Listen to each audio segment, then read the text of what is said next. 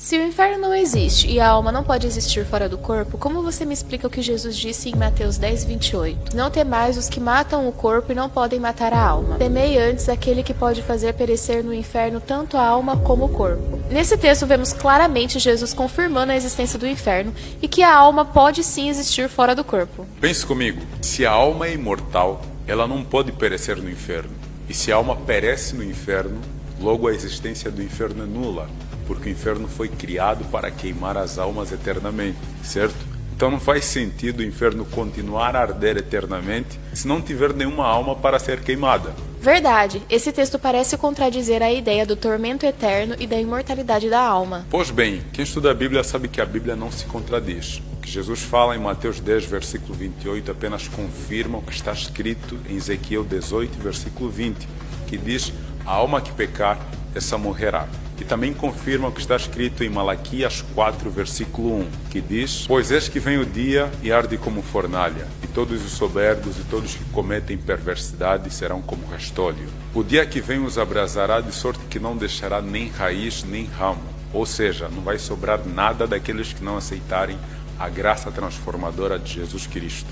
Então qual é a ideia que Jesus quer transmitir nesse texto? Boa pergunta, mas deixa eu te fazer outra pergunta. O homem pode tirar a vida de outro homem? Não deveria, mas infelizmente pode. E a Bíblia nos apresenta situações de homens que tiraram vida de outros homens, como por exemplo Caim e Abel. Exatamente. Agora me responda, o homem pode tirar a vida eterna de alguém que morreu em Jesus? Não. Ok, quem é o único que pode tirar a vida eterna e destruir definitivamente aquele que rejeitou a graça de Jesus? O próprio Jesus. Exatamente, em 1 Tessalonicenses 4, no versículo 16, diz: porquanto o Senhor mesmo, dada a sua palavra de ordem, ouvida a voz do arcanjo, ressoada a trombeta de Deus, descerá dos céus e os mortos em Cristo ressuscitarão?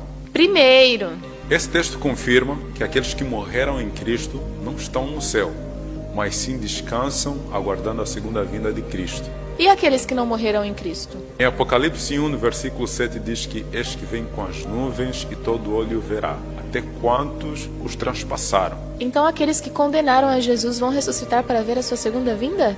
Exatamente. Jesus prometeu em Mateus 26, versículo 64, que aqueles que o condenaram o veriam à direita do Todo-Poderoso na sua segunda vinda. Ouvindo essa explicação, parece que a doutrina do tormento eterno e da imortalidade da alma anulam o juízo final.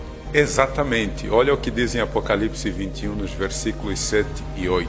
O versículo 7 diz assim: o vencedor herdará estas coisas, e eu lhe serei Deus, e ele me será filho. O versículo 8 diz assim: quanto porém aos covardes, aos incrédulos, aos abomináveis, aos assassinos, aos impuros, aos feiticeiros, aos idólatras e a todos os mentirosos, a parte que lhes cabe será o lago que arde com fogo e enxofre, a saber, a segunda morte. Estou começando a entender. Se lermos o texto de Mateus 10, versículo 28, em paralelo com 1 Coríntios 15, versículos 51 a 54, fica mais clara a ideia que Jesus quer passar. Embora o homem tenha o poder sobre a primeira morte, todos aqueles que morrerem em Cristo Jesus terão um corpo transformado, e este corpo será incorruptível, revestido de imortalidade, quando Jesus voltar pela segunda vez. Por essa razão não devemos temer a morte por causa do nome de Jesus. Que fantástico! E o que vai acontecer com aqueles que não aceitaram a graça de Jesus? A Bíblia não fala da transformação do corpo dos ímpios, o que implica dizer que os ímpios, tanto aqueles que ressuscitarão por ocasião da segunda vinda de Cristo, quanto aqueles que ressuscitarão após o milênio descrito em Apocalipse 20, não terão seus corpos transformados. Então, do jeito que eles morreram, é o jeito que eles vão ressuscitar? Exatamente. Então, se morreu com alguma deficiência física, vai ressuscitar do mesmo jeito.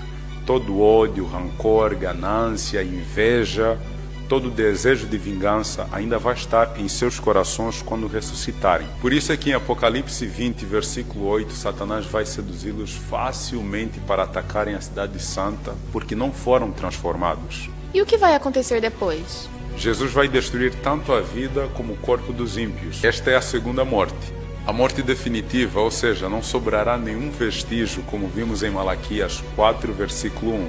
E um texto que esclarece bastante esta questão é a passagem de Apocalipse 20, versículo 14, que diz: então a morte e o inferno, ou seja, a sepultura, foram lançados no lago de fogo.